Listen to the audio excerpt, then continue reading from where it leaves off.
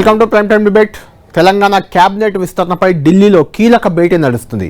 Cabinet విస్తరణతో పాటు nominated పోస్టుల భర్తీ, పీసీసీ కార్యవర్గం ఏర్పాటుపై కూడా ఈ భేటీలో కీలక చర్చలు జరుగుతున్నాయి. అసెంబ్లీ సెషన్ను వదిలి మరీ CM Revanth Reddy, deputy CM బట్టి విక్రమార్క, పీసీసీ చీఫ్ మహేష్ కుమార్ గౌడ్, మంత్రి ఉత్తమ్ కుమార్ రెడ్డి, కీలక మంత్రి ఉత్తమ్ కుమార్ రెడ్డి సహా కాంగ్రెస్ కీలక నేతలంతా కూడా ఢిల్లీ బాట పట్టారు. రేవంత్ రెడ్డి క్యాబినెట్లో ఇంకా 6 ఖాళీలు ఉన్నాయి. దాదాపు ఏడాదిన్నరగా కూడా ఈ ఖాళీలు భర్తీ చేయట్లేదు. అయితే ఇందులో ఒక ఖాళీని అలానే ఉంచి మరో 5 ఖాళీలను భర్తీ చేసే ఆలోచనలో కాంగ్రెస్ అధిష్టానం ఉన్నట్లు తెలుస్తుంది. అయితే ఆ 5 ఎవరు? ఈ 5 బెర్తుల కోసం డజన్కు పైగా ఆశావహులు చాలా ప్రయత్నాలు చేస్తున్నారు ఎవరికి వారే. అయితే వీళ్ళలో ఎవరికి అమాత్య యోగం దక్కనుంది, ఎవరు క్యాబినెట్లో చేరబోతున్నారు, ఈ రాత్రికే కొత్త మంత్రులు ఎవరైనా దానిపై క్లారిటీ రానున్నట్లు సమాచారం ఉంటుంది. అటు కేసీ వేణుగోపాల్, రాహుల్ గాంధీ ముందు వాళ్ళిద్దరూ క్యాబినెట్లో ఎవరు ఉండాలి, పీసీసీ కార్యవర్గంలో ఎవరు ఉండాలి, నామినేటెడ్ పోస్టులు ఎవరికి ఇవ్వాలి, ఇలాంటి అంశాలపై వారిద్దరూ చర్చిస్తున్నట్లు మనకు సమాచారం ఉంది. ఈ భేటీ తర్వాత కేసీ వేణుగోపాల్తో తెలంగాణ ప్రదేశ్ కాంగ్రెస్ కమిటీ అధ్యక్షుడు మహేష్ కుమార్ గౌడ్, ముఖ్యమంత్రి రేవంత్ రెడ్డి, డిప్యూటీ ముఖ్యమంత్రి బట్టి విక్రమార్క, కీలక నేత అంటే మాజీ పీసీసీ అధ్యక్షుడు, చాలా సీనియర్ నేత ఉత్తమ్ కుమార్ రెడ్డి మంత్రి, ఆయన కూడా భేటీ కాబోతున్నారు. ఈ భేటీలో రాహుల్ గాంధీ ఆలోచన విధానాన్ని ఏంటి అనేది కేసీ వేణుగోపాల్ మిగిలిన నాయకులకు వివరించే అవకాశం ఉంది. ఇందులో ఎవరెవరికి బెర్తులు ఇవ్వబోతున్నారు, ఎవరెవరిని నామినేటెడ్ పోస్టులు అకామిడేట్ చేయబోతున్నారు, ఎవరికి పీసీసీలో కార్యవర్గంలో చోటు దక్కబోతుంది, ఇలాంటి అంశాలపై అన్నిటి కూడా ఒక కీలక చర్చ అయితే జరగబోతుంది. ఈ చర్చల తర్వాత ఎవరి పేర్లు ఏ రకంగా దేనికి పరిశీలనకు వచ్చాయి, ఇలాంటి అంశాలన్నీ కూడా బయటకు వచ్చే అవకాశం ఉంది.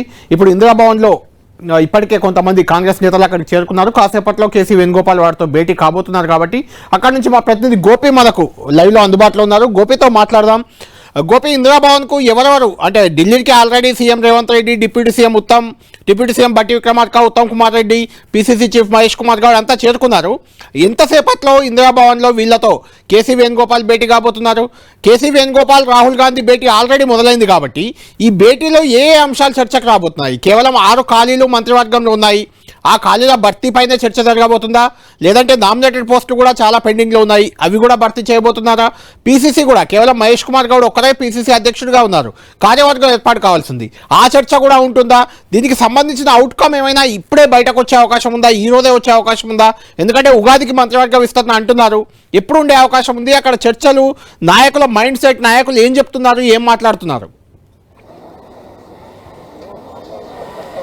ఎస్ కళ్యాణ్, తెలంగాణ కాంగ్రెస్ వ్యవహారాలకు సంబంధించిన కీలక సమావేశం కాంగ్రెస్ కేంద్ర కార్యాలయం ఇందిరాభవన్లో జరుగుతోంది. ప్రస్తుతం ఇందిరాభవన్కి తెలంగాణ సీఎం రేవంత్ రెడ్డితో పాటుగా డిప్యూటీ సీఎం బట్టి విక్రమార్క, అలాగే పీసీసీ మహేష్ కుమార్ గౌడ్తో పాటుగా కాంగ్రెస్ పార్టీకి సంబంధించిన ఎంపీలు ముఖ్యంగా చేరుకున్నారు. కేసీ వేణుగోపాల్, రాహుల్ గాంధీతో సమావేశమయ్యారు. ప్రస్తుతం సమావేశం ప్రారంభమైంది. ప్రధానంగా పార్టీకి సంబంధించి ప్రభుత్వ కార్యకలాపాలకు సంబంధించి ఏఐసీసీ లెవెల్లో జరుగుతున్న కీలక సమావేశం ఇది. మీనాక్షి నటరాజన్ తెలంగాణ కాంగ్రెస్ వ్యవహారాల ఇన్ఛార్జిగా నియామకమైన తర్వాత ఢిల్లీ వేదికగా జరుగుతున్న చాలా కీలక సమావేశం. ఇందులో కేబినెట్ విస్తరణకు సంబంధించి, పీసీసీ నూతన కార్యవర్గం కూర్పుకు సంబంధించి, అలాగే రాష్ట్రంలో పరిస్థితులు, బీసీ కులగణన, అలాగే బీసీలకు రిజర్వేషన్ల పెంపు, ఎస్సీ వర్గీకరణతో పాటుగా తెలంగాణ రాష్ట్ర ప్రభుత్వం ముఖ్యంగా కాంగ్రెస్ పార్టీ అధికారంలోకి రాకముందు ఇచ్చిన హామీలు ఏంటి, అమలు చేసిన హామీలు, అలాగే ఇంకా అమలు కావాల్సినవి, వీటన్నిటికి సంబంధించిన అంశాలపైన కూడా అధిష్టానం ఫోకస్ పెట్టింది. రాహుల్ గాంధీకి రాష్ట్రంలో ఉన్న పరిస్థితులు, అలాగే పార్టీ పరిస్థితులు, వీటన్నిటిని కూడా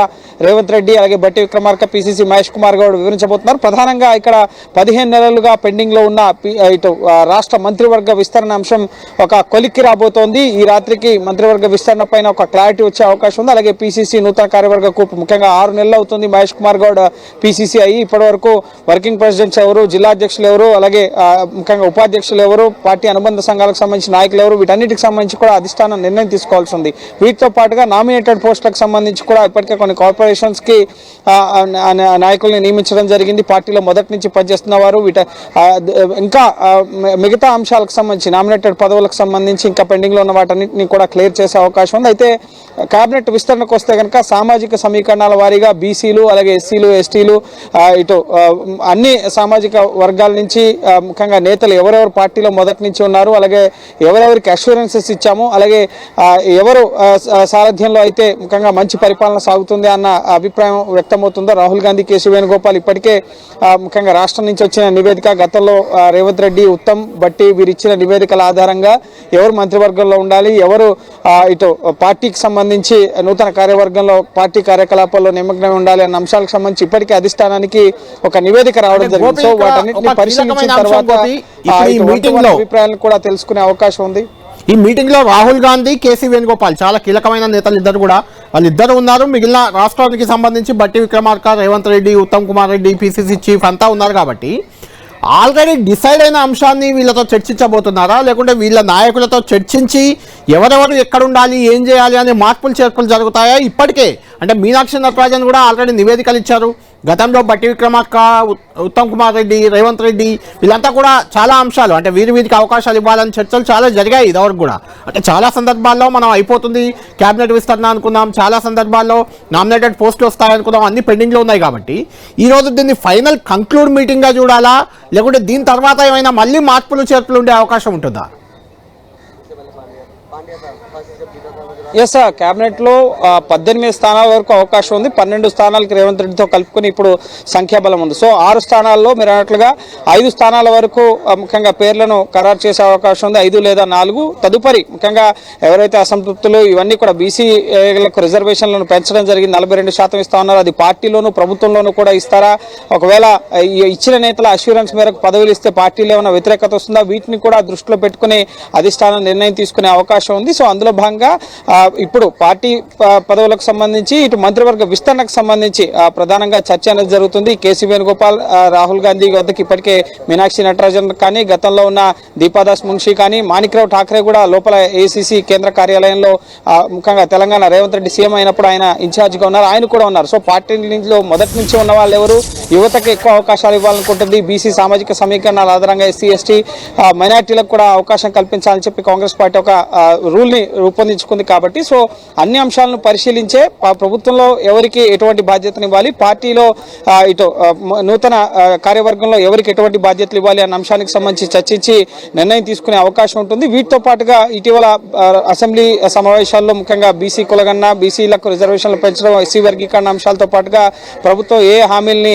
నెరవేర్చింది, ఇంకా ఏవి పెండింగ్ లో ఉన్నాయి, బడ్జెట్, వీటన్నిటికి సంబంధించిన అంశాలు కూడా చర్చకు వచ్చే అవకాశం ఉంది. మీనాక్షి నటరాజన్ కూడా ఇప్పటికే ఒక నివేదికను రూపొందించి ముఖ్యంగా ఎవరెవరికి ఏ మంత్రివర్గంలోకి ఎవరిని తీసుకోవాలి అన్న అంశాలకు సంబంధించి రాష్ట్ర నాయకత్వం యొక్క అభిప్రాయాల్ని రూపొందించి ఇటు అధిష్టానానికి అందజేయడం జరిగింది. సో వాటిని కూడా పరిశీలించి ఎవరైతే బాగుంటుంది, ముఖ్యంగా మంత్రివర్గంలో సామాజిక సమీకరణాల ఆధారంగా ఎవరికి మొదటి నుంచి పార్టీలో ఉన్నారు, ముఖ్యంగా ప్రాతినిధ్యం లేని జిల్లాలకు సంబంధించి కూడా కొన్ని పేర్లు అయితే వినిపిస్తున్నాయి. సో వాటినిలో ఎంతమందిని క్లియర్ చేస్తారనేది కూడా ఈ రోజు రాత్రికి నిర్ణయం తీసుకునే అవకాశం ఉంది. సో ఓవరాల్గా పార్టీ సంబంధించి అలాగే ప్రభుత్వానికి సంబంధించిన అంశాలపైన ప్రధానంగా ఏఐసీసీ దృష్టి సారించడం జరిగింది. ఇది 15 నెలలుగా పెండింగ్ లో ఉంటుంది. ఇప్పటివరకు రేవంత్ రెడ్డి 40 సార్లు ఢిల్లీ వచ్చారు. ఆయన సీఎం అయిన దగ్గర నుంచి అప్పటి నుంచి కూడా ఆయన ఎప్పుడు ఢిల్లీ వచ్చినా కూడా కేబినెట్ విస్తరణ పైన ఒక చర్చ అనేది జరుగుతూ వచ్చేది. సో ఇప్పుడున్న వారిలో ఎవరైనా తొలగించి ఆ స్థానాన్ని వేరొకరితో భర్తీ చేస్తారా అన్న ఒక చర్చ కూడా జరుగుతోంది. ఎందుకంటే మంత్రివర్గ విస్తరణకు సంబంధించి ఇప్పటివరకు మంత్రులుగా కొనసాగిన వారి పనితీరు పైన కూడా ముఖ్యంగా అధిష్టానం ఫోకస్ చేయడం జరిగింది. సో ఆ కోణంలో కూడా ఉన్నవారిలో ఎవరైనా తొలగించి మిగతా నేతలు, ఎందుకంటే కాంగ్రెస్ లో పదవులు ముఖ్యంగా ప్రభుత్వంలో పదవులు తక్కువగా ఉన్నాయి కానీ ఆశావాహులు ఎక్కువగా ఉన్నారు. సో ఈ నేపథ్యంలో ఇప్పటి వరకు మంత్రిత్వ శాఖల వారిగా ఉన్న పనితీరు ఏంటి, ఏ విధంగా పాలన సాగుతోంది, ప్రజల్లో వ్యతిరేకత, ముఖ్యంగా పంచాయతీ ఎలక్షన్స్ రాబోతున్నాయి, ఎలక్షన్స్ దృష్టిలో ఉంచుకుని కూడా నామినేటెడ్ పోస్టులు పార్టీలో కూడా దీనికి సంబంధించిన క్లారిటీ అంటే ఈ మీటింగ్ అయిపోయిన వెంటనే వచ్చే అవకాశం ఉందా, ఏమైనా పేర్లు బయటకు వచ్చే ఛాన్స్ ఉందా, ఇంకా టైం తీసుకుంటుందా? ఎస్ సార్, ఖచ్చితంగా కళ్యాణ్ మహేష్ కుమార్ గౌడ్తో ఎన్టీవీ మాట్లాడడం జరిగింది. ఆయన ఈ సమావేశం లోపలికి వెళ్ళేటప్పుడు ఏ అంశం పైన ప్రధానంగా చర్చిస్తున్నారంటే మంత్రివర్గ విస్తరణ పైన ప్రధానంగా చర్చ జరుగుతుందని చెప్పి కూడా ఆయన చెప్పడం జరిగింది. సో ఖచ్చితంగా ఈ రోజు ముఖ్యంగా రాత్రి కావడంతో ఒకవేళ ఆలస్యం అయితే రేపు మరోసారి ఖర్గేని కలిసే అవకాశం ఉంది. ప్రస్తుతం కేసీ వేణుగోపాల్, రాహుల్ గాంధీ మాత్రమే ఈ సమావేశంలో ఉన్నారు కాబట్టి సో రేపు ఖర్గే అలాగే సోనియా గాంధీని కూడా కలిసే అవకాశం ఉంటుంది ఢిల్లీ పర్యటనలో వీరుంటే కనుక. సో ఖచ్చితంగా ఈ రోజు రాత్రికి లేదా రేపటిలోగా ఈ మంత్రివర్గ విస్తరణకు సంబంధించిన కసరత్తు ఒక కొలిక్కి తీసుకొచ్చే అవకాశం ఉంది. అభ్యర్థుల పేర్లను ఫైల్ చేసి ఉగాది లోపే ప్రకటిస్తారా లేక ఉగాది కల్లా ముఖ్యంగా విస్తరణ చేయాలని చెప్పి భావిస్తున్నారు కాబట్టి సో కొంత సమయం తీసుకుని అభ్యర్థుల పేర్లను ఫైనల్ చేస్తారని కూడా మనం వేచి చూడాల్సి ఉంటుంది. సో ఖచ్చితంగా అధిష్టానం అయితే మంత్రివర్గ విస్తరణ పైన, పిసిసి నూతన కార్యవర్గ కూర్పు పైన, నామినేటెడ్ పోస్టుల భర్తీ పైన ఫోకస్ పెట్టడం జరిగింది. అందుకే హుటాహుటిన నేతల్ని ఢిల్లీ పిలవడం జరిగింది. సో ప్రస్తుతం సమావేశం జరుగుతుంది. ఈ రాత్రికి లేదా రేపటికల్లో ఒక స్పష్టత అనేది మంత్రివర్గ విస్తరణ అలాగే ఇటు నూతన పిసిసి కార్యవర్గ కూర్పు, ఈ నామినేటెడ్ పోస్టుల భర్తీకి సంబంధించి ఎవరెవరు రేస్లో ఉంటారు, ఏ సమీకరణాలు దృష్టిలో ఉంచుకుని నేతలను ఎంపిక చేస్తారన్న దానికి సంబంధించి స్పష్టత రాబోతోంది. Thank you Gopi. మీటింగ్ సమావేశం ఏం జరుగుతుంది, అందులో ఏముంది, ఆ తర్వాత అవుట్కమ్ ఏం వస్తుంది అనేది మళ్ళీ మిమ్మల్ని సంప్రదిస్తాం మరింత సమాచారం కోసం. మొత్తానికి మా ఢిల్లీ ప్రతినిధి గోపి చెప్తున్న ప్రకారం ఖచ్చితంగా ఇది కీలక మీటింగ్, చాలా ఖచ్చితంగా కాంగ్రెస్ పార్టీ పరంగా చాలా కీలకమైన మీటింగ్గా చెప్పుకోవాలి దీన్ని. ఎందుకంటే తెలంగాణ అసెంబ్లీ సమావేశాలు జరుగుతున్నాయి. ఆ సమావేశాలు జరుగుతుంటే కీలకమైన ముఖ్యమంత్రి రేవంత్ రెడ్డి, డిప్యూటీ ముఖ్యమంత్రి బట్టి విక్రమార్క, చాలా సీనియర్ మంత్రి ఉత్తమ్ కుమార్ రెడ్డి, పిసిసి చీఫ్ ఎలాగూ మహేష్ కుమార్ గౌడ్ ఉంటారు. ఈ కీలక నాయకులందరినీ ఢిల్లీ పిలిపించుకొని రాహుల్ గాంధీ స్వయంగా భేటీ కావడం అంటే చాలా కీలక నిర్ణయం దిశగానే కాంగ్రెస్ అధిష్టానం ముందుకు పోతున్నట్లు మనకు కనిపిస్తుంది. ఆ కీలక నిర్ణయాల్లో 3 కీలక నిర్ణయాలు ఉన్నాయి. పిసిసి కార్యవర్గం, నామినేటెడ్ పోస్టులు, అన్నింటికంటే ముఖ్యంగా క్యాబినెట్ విస్తరణ. క్యాబినెట్ విస్తరణలో 6 ఖాళీలు ఉంటే 5 దాదాపు కన్ఫామ్ అయినట్లు మనకు సమాచారం అవుతుంది. 5 పేర్లు ఈ రోజు లేదా రేపు ప్రకటించే అవకాశం ఉంది. ఉగాది లోపే, ఉగాది నాడు కానీ ఉగాది కంటే ముందే కానీ క్యాబినెట్ విస్తరణకు ముహూర్తం కూడా కాంగ్రెస్ పార్టీ పెట్టేసినట్లు మనకు తెలుస్తుంది. అయితే ఎవరు కాబోతున్నారు మంత్రులు, ఆ ఆశావాహులు ఎవరు, అందులో అమాత్య యోగం దక్కేదేవరికి, ఇది ఖచ్చితంగా అందరిలో కొంత ఉత్కంఠగా ఉంది. అలాంటి అవకాశం ఏ జిల్లా నుంచి ఎవరికి ఉంది, ఏ సామాజిక సమీకరణాల ఈక్వేషన్తో వారికి అవకాశం దక్కబోతుంది, ఇలాంటి అన్ని అంశాలను చూద్దాం. రేవంత్ రెడ్డి క్యాబినెట్లో ఇంకా 6 ఖాళీలు ఉన్నాయి. రేవంత్ రెడ్డితో కలిపి 12 మంది క్యాబినెట్లో ఉంటే ఇంకొక 6గురిని భర్తీ చేసుకునే అవకాశం ఉంది. ఆ 6లో దాదాపు 4పై ఒక క్లారిటీ వచ్చేసింది. మిగిలిన 1 లేదా 2 అంటే ఒక స్థానాన్ని ఖాళీగా ఉంచుతారని ప్రచారం జరుగుతుంది. కాబట్టి ఇంకొక స్థానం ఎవరికి దక్కబోతుందనేది చాలా ఉత్కంఠగా ఉంది. ఇందులో ముఖ్యంగా జిల్లాల వారీగా సమీకరణాలు, అంటే ఉమ్మడి జిల్లాల వారీగా ఇప్పటికీ హైదరాబాద్ రంగారెడ్డికి మంత్రి లేరు. ఉమ్మడి జిల్లా పరిశీలిస్తే నిజామాబాద్ కూడా మంత్రి, క్యాబినెట్లో మంత్రి లేకుండా పోయారు. అటు ఖమ్మం జిల్లా నుంచి 2 మంత్రులు ఉన్నారు, ఖమ్మం నుంచి 3 మంత్రులు ఉన్నారు, నల్గొండ నుంచి 2 మంత్రులు ఉన్నారు, మహబూబ్ నగర్ చాలా పెద్ద జిల్లా, అక్కడ ఒకే మంత్రి ఉన్నారు. ఈ లెక్కన చూసుకున్నప్పుడు ఏ జిల్లాకి మళ్ళీ మంత్రి పదవి, మంత్రి యోగం, అమాత్య యోగం దక్కబోతుంది, ఏ సామాజిక సమీకరణాలు, ఎందుకంటే క్యాబినెట్ విస్తరణలో ఖచ్చితంగా సామాజిక కూర్పు కూడా చాలా ఇంపార్టెంట్. ముఖ్యంగా ఈ మధ్య బీసీ కులగణన చేశారు కాబట్టి బీసీలకు పెద్దపీట వేశామని చూపించుకునే ప్రయత్నం జరగాలి. ఆ రకంగా కొంత ముందుకెళ్లాల్సిన అవసరం ఉంది. ఆల్రెడీ క్యాబినెట్లో రెడ్డి సామాజిక వర్గానికి సంబంధించి ఎక్కువ మందికి ప్రాధాన్యత ఇచ్చారు, ఎక్కువ మంది ఉన్నారనే ప్రచారం ఉంది. రేవంత్ రెడ్డి ముఖ్యమంత్రిగా ఉన్నారు. అటు కోమటిరెడ్డి వెంకటరెడ్డి, ఉత్తమ్ కుమార్ రెడ్డి, పొంగులేటి శ్రీనివాస్ రెడ్డి, ఇలా రెడ్డి సామాజిక వర్గానికి కొంత పెద్దపీట వేసినట్లే మనకు కనిపిస్తుంది. కాబట్టి రెడ్డి సామాజిక వర్గం నుంచి మరొక్కరికి అవకాశం దక్కే ఛాన్స్ ఉంది. 6 ఖాళీలు ఉన్నాయి కాబట్టి అందులో ఒకే ఒక్క ఛాన్స్ రెడ్డి సామాజిక వర్గానికి దక్కబోతుంది. ఆ రెడ్డి సామాజిక వర్గం నుంచి 3-4 పోటీలో ఉన్నారు, అందులో ఎవరికి రాబోతుంది అనేది మనం ఇప్పుడు చూద్దాం. జిల్లాల వారీగా జిల్లాల ఈక్వేషన్ చూద్దాం, సామాజిక సమీకరణాల ఈక్వేషన్ చూద్దాం, ఎవరికి క్యాబినెట్లో ఛాన్స్ ఉందో మనం తెలుసుకునే ప్రయత్నం చేద్దాం. ముందు ఆదిలాబాద్ జిల్లా నుంచి ఇప్పటికీ క్యాబినెట్లో ఛాన్స్ ఎవరికి రాలేదు. ఆదిలాబాద్ జిల్లా నుంచి ఖచ్చితంగా ఒక మంత్రి క్యాబినెట్లోకి రావాల్సి ఉంది. కాబట్టి ఆదిలాబాద్ నుంచి ఎవరికి అవకాశం దక్కబోతుంది అనేది ఒక పెద్ద చర్చ. ఇందులో ప్రధానంగా పేర్లు ఇద్దరు వినిపిస్తున్నాయి. ఒకటి గడ్డం వివేక్, చెన్నూరు ఎమ్మెల్యే, ప్రేమ్ సాగర్ రావు, మంచిర్యాల ఎమ్మెల్యే. ఇద్దరు సీనియర్ నేతలు. వివేక్ గతంలో ఎంపీగా కూడా పనిచేశారు, ప్రేమ్ సాగర్ రావు ఎమ్మెల్సీగా చేశారు. కాబట్టి సామాజిక సమీకరణాలు, ఈక్వేషన్ల పరంగా ఎవరికి ఛాన్స్ దక్కబోతుంది అనేది కొంత ఉత్కంఠ రేపుతుంది. ఆల్రెడీ ప్రేమ్ సాగర్ రావు సామాజిక వర్గానికి చెందిన జూపల్లి కృష్ణారావు మినిస్టర్గా ఉన్నారు కాబట్టి మరో 2వ బెర్త్ ప్రేమ్ సాగర్ రావుకి వస్తుందా అనేది ఒక చర్చ. అయితే వివేక్ సోదరుడు ఆల్రెడీ బెల్లంపల్లి ఎమ్మెల్యేగా ఉన్నారు వినోద్. అదేవిధంగా వివేక్ కుమారుడు వంశీకృష్ణ పెద్దపల్లి ఎంపీగా ఉన్నారు. అంటే ఒకే కుటుంబం నుంచి 2 ఎమ్మెల్యేలు, 1 ఎంపీ ఉన్నారు. కాబట్టి మరి వివేక్కి అవకాశం వస్తుందా లేదా అనేది కూడా కొంత ఉత్కంఠ అయితే రేపుతుంది. ఓవరాల్గా చూసినప్పుడు గడ్డం వివేక్కి కొంత గతంలో కూడా అధిష్టానం హామీ ఇచ్చింది, ఆయన క్యాబినెట్లోకి తీసుకుంటారని ఒక చర్చ జరుగుతుంది. అయితే ఇప్పటికే ఇదే సామాజిక వర్గం, వివేక్ సామాజిక వర్గానికి చెందిన బట్టి విక్రమార్క డిప్యూటీ ముఖ్యమంత్రిగా కూడా క్యాబినెట్లో ఉన్నారు. కాబట్టి మరొకసారి వివేక్ని తీసుకుంటారా అనేది కొంత ఉత్కంఠ రేపుతుంది. ఎందుకంటే మాల సామాజిక సమీకరణం అనేది చాలా కీలకంగా ఉంటుంది. తెలంగాణలో మాదిగ సామాజిక వర్గం ఎక్కువగా ఉంటుంది. మాదిగ సామాజిక వర్గం నుంచి దామోదర్ రాయనరసింహ క్యాబినెట్లో ఉన్నారు, బట్టి విక్రమార్క డిప్యూటీ సీఎంగా ఉన్నారు మాల సామాజిక వర్గం నుంచి. కాబట్టి మరొక మాల సామాజిక వర్గం నుంచి వివేక్కి అవకాశం దక్కుతుందా అనేది అయితే ఆసక్తి చెప్తుంది. గతంలో ఇచ్చిన హామీ మేరకు మాత్రం వివేక్కి ఛాన్స్ ఉందంటున్నారు.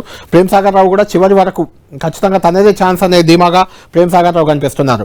ఇక నిజామాబాద్ జిల్లా నుంచి కూడా ఇప్పటికీ రేవంత్ రెడ్డి క్యాబినెట్లో ఎవరికి అవకాశం లేదు, ఎవరు లేరు. నిజామాబాద్ జిల్లా నుంచి కూడా షబ్బీర్ అలీకి ఖచ్చితంగా మైనార్టీ కోటాలో వచ్చేదే, ఆయన ఓడిపోయారు కాబట్టి ఆయనకు అవకాశం లేకుండా పోయింది. ఇప్పుడు నిజామాబాద్ జిల్లా నుంచి ఇద్దరు పేర్లు ప్రధానంగా పరిశీలనలోకి వస్తున్నాయి. అందులో మదన్ మోహన్ రావు ఎల్లారెడ్డి ఎమ్మెల్యే, ఆయన కూడా ప్రేమ్ సాగర్ రావు సామాజిక వర్గమే. ఒకవేళ అక్కడ ప్రేమ్ సాగర్ రావుకి వస్తే ఇక్కడ మదన్ మోహన్కి రాదు, ఇక్కడ మదన్ మోహన్కి వస్తే అక్కడ ప్రేమ్ సాగర్కి రాదు. ఈ రెండు కూడా ఈక్వేషన్స్ ఉన్నాయి. ఇక సుదర్శన్ రెడ్డి బోధన్ ఎమ్మెల్యే చాలా సీనియర్, మాజీ మంత్రిగా కూడా వైఎస్ క్యాబినెట్లో కూడా పనిచేసిన అనుభవం ఉంది ఆయనకు.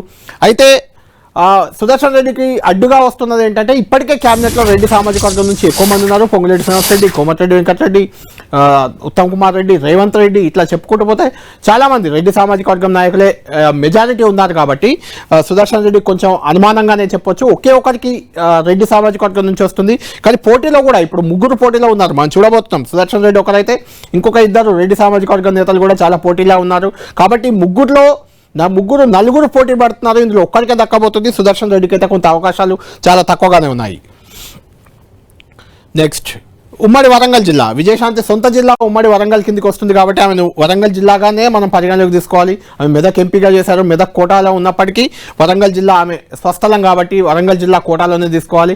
ఇక ఆమె ఎమ్మెల్సీగా ఎక్కడైనా నమోదు చేసుకునే అవకాశం ఉంది. ఎందుకంటే ఎమ్మెల్యే కోటా ఎమ్మెల్సీ కాబట్టి అవి ఎక్కడ ఆప్ చేసుకుంటారు, వరంగల్ చేసుకుంటారా, గతంలో వరంగల్ సొంత జిల్లా కాబట్టి అక్కడ చేసుకుంటారా, లేదంటే మెదక్ గతంలో ప్రాతినిధ్యం వహించారు, ఎంపీగా ఎమ్మెల్యేగా ఓడిపోయారు మెదక్ నుంచి, అక్కడ చూజ్ చేసుకుంటారా, లేదంటే హైదరాబాద్, ఆమె ఉండేది హైదరాబాద్లో కాబట్టి ఇక్కడ చూజ్ చేసుకుంటారా అనేది చాలా ఇంట్రెస్టింగ్ ఫ్యాక్టర్. ఆమె ఎక్కడ చూజ్ చేసుకున్నా విజయశాంతికి అధిష్టానం హామీ ఇచ్చింది, ఆమెను తీసుకుంటున్నారు. ఆమె లేడీ సూపర్ స్టార్గా ఒక ఇమేజ్ ఉంది కాబట్టి ఆ హోంశాఖ ఇస్తారు. ఎందుకంటే హోంశాఖ ఇప్పుడు రేవంత్ రెడ్డి దగ్గరనే ఉంది, అది ఖచ్చితంగా దానికి ఒక మినిస్టర్ని ఇవ్వాల్సిందే.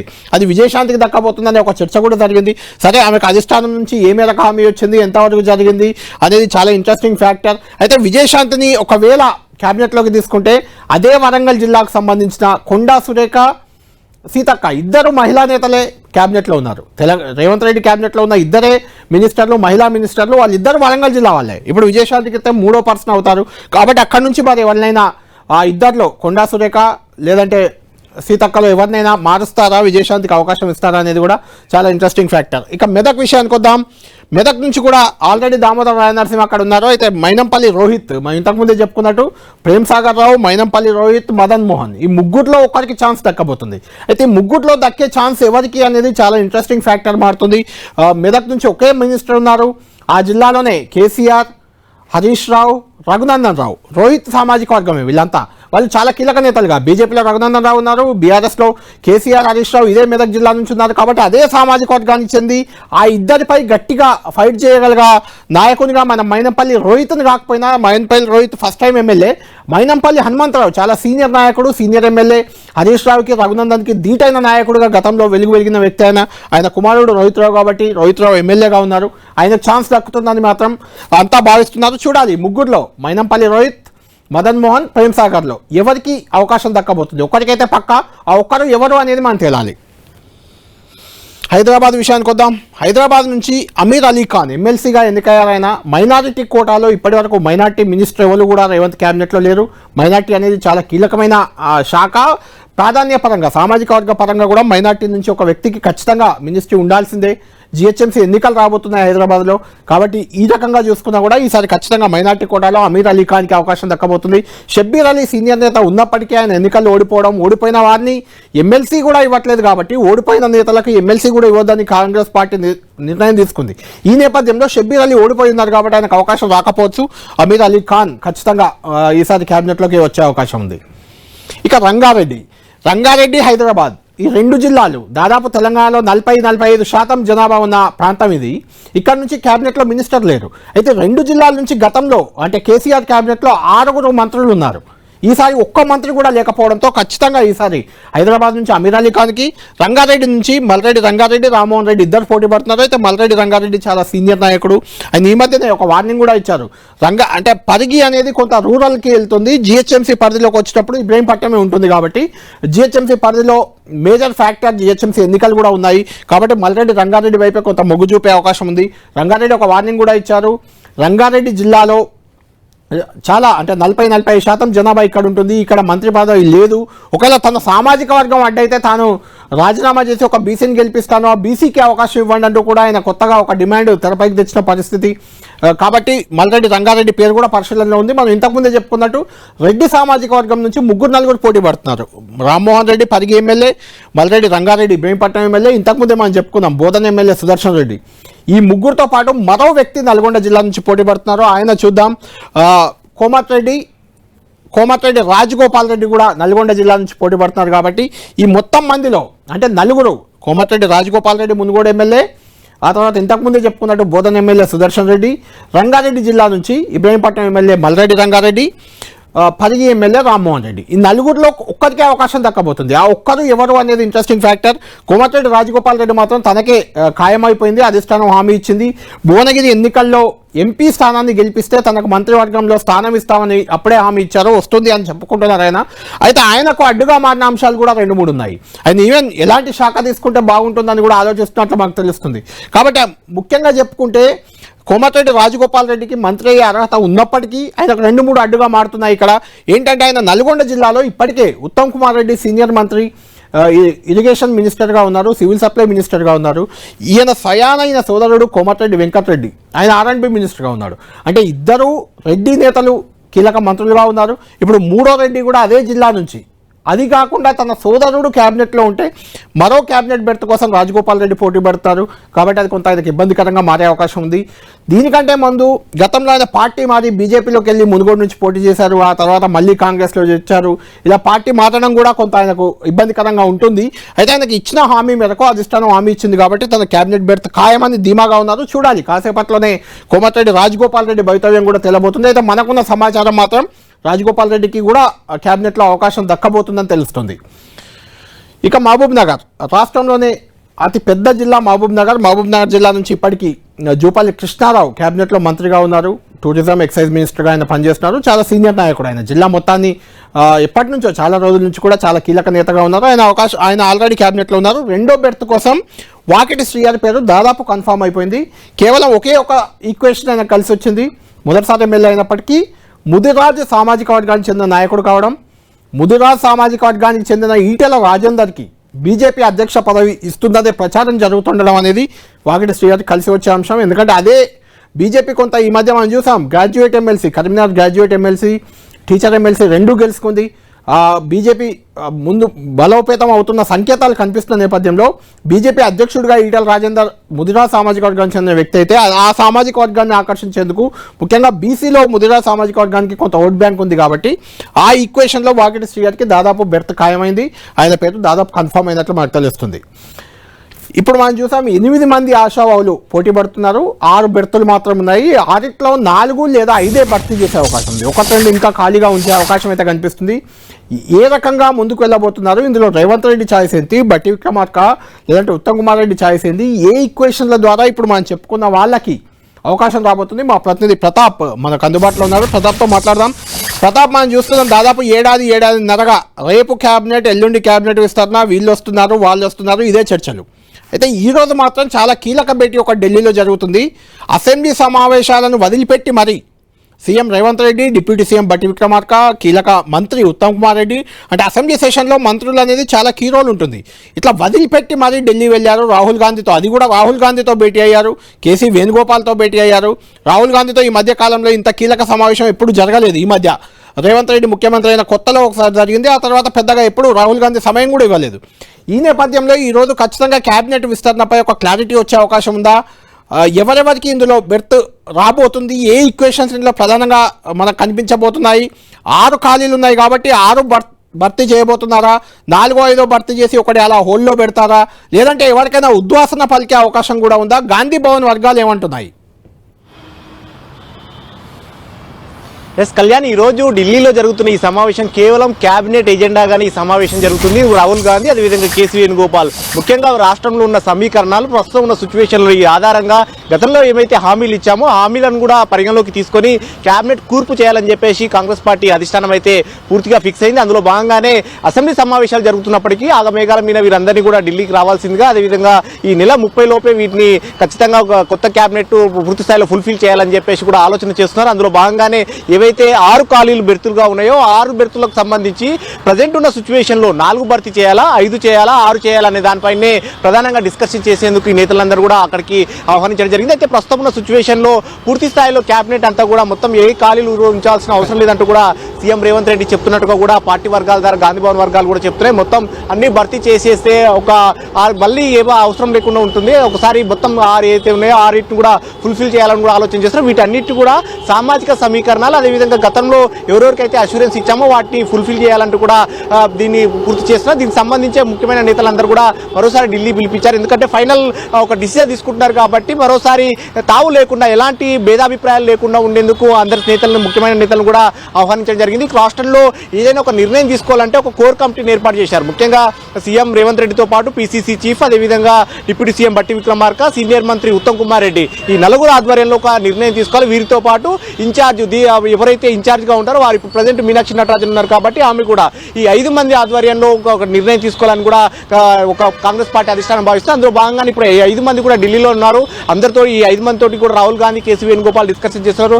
గతంలో ఎవరికైతే ఇద్దరికి ప్రధానంగా అష్యూరెన్స్ ఇవ్వడం జరిగింది, కోమటిరెడ్డి రాజగోపాల్ రెడ్డి, గడ్డం వివేక్, వీరిద్దరికి అధిష్టానమే అష్యూరెన్స్ ఇచ్చింది కాబట్టి ఇంట్రెస్టింగ్ పాయింట్ కేబినెట్ లో కన్ఫర్మ్ అనేది ఒక బలమైన ప్రతాప్ ఇక్కడ కరెక్ట్. మీరు చెప్పిన ప్రకారం కోమటిరెడ్డి రాజగోపాల్ రెడ్డికి, గడ్డం వివేక్కి అష్యూరెన్స్ ఇచ్చారు.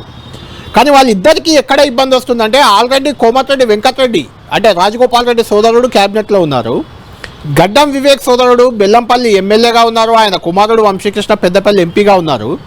కాంగ్రెస్ పార్టీ ప్రధానంగా కుటుంబ పాలన అంటూ బీఆర్ఎస్ని ఎప్పటి నుంచో విమర్శిస్తుంది. ఇట్లా ఒకే కుటుంబానికి చెందిన 2-3 పదవులు ఇవ్వడం, 2-3 క్యాబినెట్లో పెట్టుకోవడం, ఈ పరిస్థితి ఏమో అడ్డంగా వారికి మారే అవకాశం లేదా?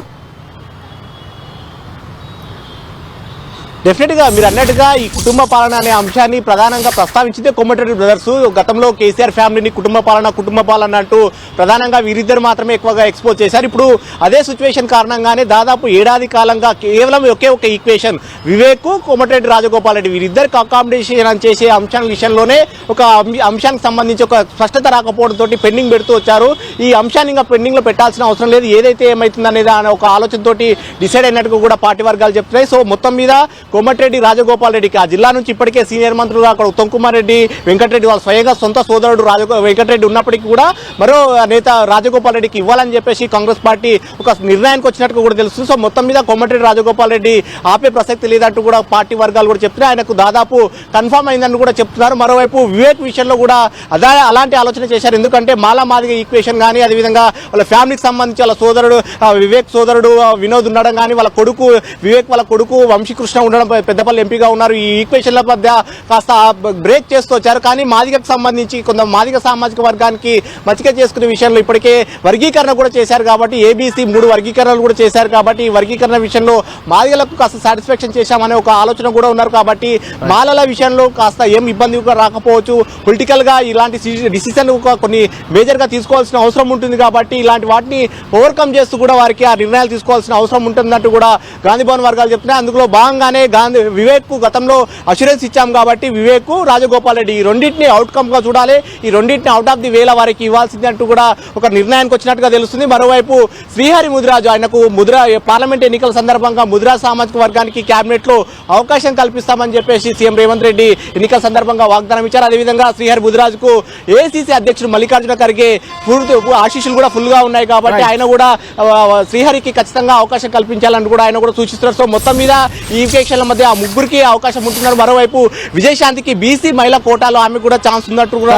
సో ఈ 4 అయితే కన్ఫర్మ్ గా ఉన్నట్టు తెలుస్తుంది. మైనార్టీ కోటాలో ఒకవేళ 6 భర్తీ చేయాల్సిన అవసరం వస్తే కనుక మైనార్టీ కోటాలో అమీర్ అలీ ఖాన్, ఇంకా మరొకటి ప్రేమ్ సాగర్ రావా, సుదర్శన్ రెడ్డా అనేది కూడా చూడాల్సి ఉంటుంది. వీరిద్దరితో పాటు మల్లెడ్డి రంగారెడ్డి కూడా పోటీకి వచ్చే అవకాశం ఉంటుంది. రంగారెడ్డి జిల్లాకు మంత్రి పదవి లేదని చెప్తున్నప్పటికీ ఇదే అంశం కాంగ్రెస్ పార్టీ వర్గాలు కానీ, అదేవిధంగా సీఎం రేవంత్ రెడ్డి ఆయన ప్రాతినిధ్యం వహిస్తున్న కొడంగల్ నియోజకవర్గం ఒక పార్ట్ వికారాబాద్ లోకి వస్తుంది కాబట్టి అది ఒక విధంగా రంగారెడ్డి జిల్లాలోకి వస్తున్నట్టున్నారు. స్పీకర్ కూడా అదే పార్టీ జిల్లాకి వస్తుంది కాబట్టి పెద్ద ఇబ్బందికరమైన ఉండే సిచ్యువేషన్ లేదంటున్నారు కదా. సో మొత్తం మీద రంగారెడ్డి జిల్లాకు ఛాన్స్ దక్కే అవకాశం లేకపోవచ్చు. సో మొత్తం మీద ఈ ఈక్వేషన్ల మధ్య ఖచ్చితంగా ఈ రోజు రాత్రికి ఒక నిర్ణయం తీసుకునే అవకాశం ఉంటుంది. Kalyan. Right, thank you Pratap. మొత్తానికి ఈరోజు చాలా కీలక మీటింగ్ ఢిల్లీ వేదికగా జరగబోతుంది. అది క్షణక్షణం ఆశావాహుల్లో ఉత్కంఠ పెంచుతుంది. 6 ఖాళీలు ఉన్నాయి. 6 బెర్తులు ఫిల్ చేస్తారా, లేదంటే 5, 4 ఫిల్ చేసి 1-2 పెండింగ్లో పెట్టుకుంటారా? ఎందుకంటే అసంతృప్తులు, కాంగ్రెస్ పార్టీ అంటేనే అసంతృప్తులు, లేకుంటే ప్రజాస్వామ్యం, అంతర్గత ప్రజాస్వామ్యం కొంచెం ఎక్కువ కాబట్టి మంత్రివర్గం బెర్తు రాని వాళ్ళంతా తిరుగుబాటు చేసే అవకాశం ఉంటుంది, రకరకాలుగా వ్యాఖ్యలు చేసే ఛాన్స్ ఉంటుంది. కాబట్టి అలా 1-2 ఉంచడం వల్ల ఆ బెర్త్ దక్కని వాళ్ళు ఆశతో ఉండే అవకాశం ఉంటుంది. కాబట్టి 1-2 ఖాళీలు ఉంచుతారనే ఒక చర్చ కూడా ఉంది. అయితే ఉద్వాసన మాత్రం ఎవరికి ఉండే అవకాశం లేదు. క్యాబినెట్ నుంచి ఎవరిని తొలగించే ధైర్యం చేయకపోవచ్చు అని తెలుస్తుంది. ఉన్న వాటిని 6 బెర్తుల్లో 4 లేదా 5 భర్తీ చేసి 1 పెండింగ్ పెడతారు, 1-2 అని అంటున్నారు. చూడాలి. మరి కాసేపట్లోనే రాహుల్ గాంధీ, కేసీ వేణుగోపాల్తో ఇప్పుడు already PCC chief Mahesh Kumar Goud, ముఖ్యమంత్రి రేవంత్ రెడ్డి, డిప్యూటీ సీఎం బట్టి విక్రమార్క, ఉత్తమ్ కుమార్ రెడ్డి, మీనాక్షి నటరాజన్ రాష్ట్ర వ్యవహారాల ఇన్ఛార్జ్ కూడా భేటీ అయ్యారు. కాబట్టి ఈ భేటీ తర్వాత మనకు మరింత క్లారిటీ వచ్చే అవకాశం ఉంది. ఈ మీటింగ్ మరొక 1-2 గంటల పాటు కూడా సాగే అవకాశం ఉంది. ఎందుకంటే క్యాబినెట్ విస్తరణ ఎవరెవరికి ఇవ్వాలి, పీసీసీ కార్యవర్గంలో ఎవరెవరికి చోటు ఇవ్వాలి, నామినేటెడ్ పోస్టులు ఎవరికి ఇవ్వాలి, ఇలాంటి అన్ని అంశాల చుట్టూ తిరుగుతుంది మీటింగ్. కాబట్టి కొంత సమయం పట్టే అవకాశం ఉంది. చూడాలి ఈ రాత్రికి లేదా రేపు ఉదయం క్యాబినెట్లో చేరేదేవాళ్ళు, పీసీసీలోకి వచ్చేదేవాళ్ళు, నామినేటెడ్ పోస్టులు ఎవరికి దక్కబోతున్నాయి అనేది తెలియ అవకాశం ఉంది. ఇది ప్రైమ్ టైమ్ స్పెషల్ అనాలిసిస్.